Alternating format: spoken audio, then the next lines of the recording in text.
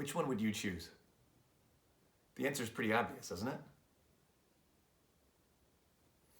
It's this one. Why? Because it's been through so much with me. It's worn in, it fits like a glove. I'm pretty sure it's 20 years old.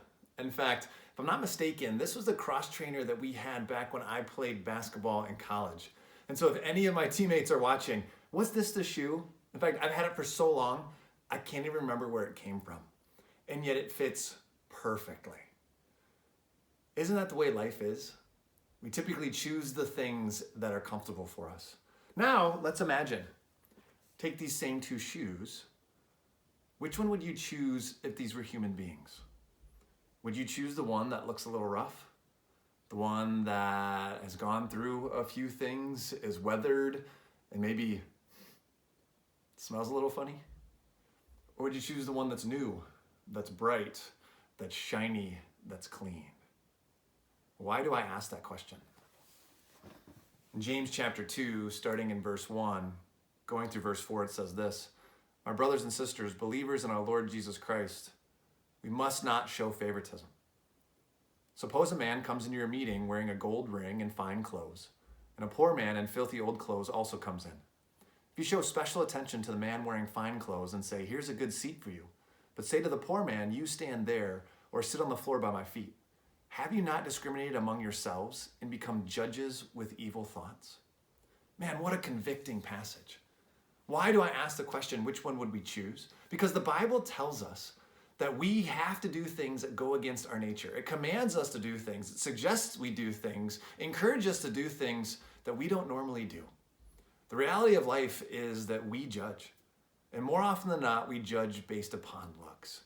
We can't do that.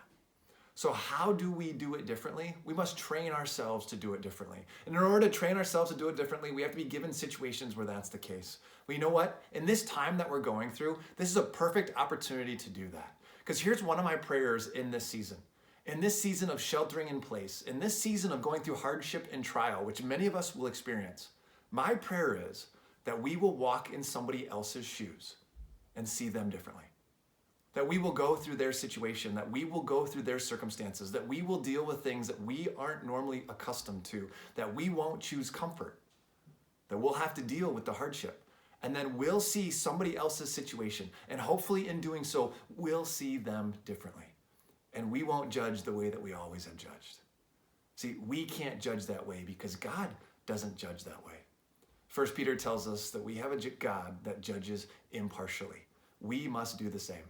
But in order to do so, we have to train ourselves. And in order to train ourselves, we have to go through situations where we can learn to be different.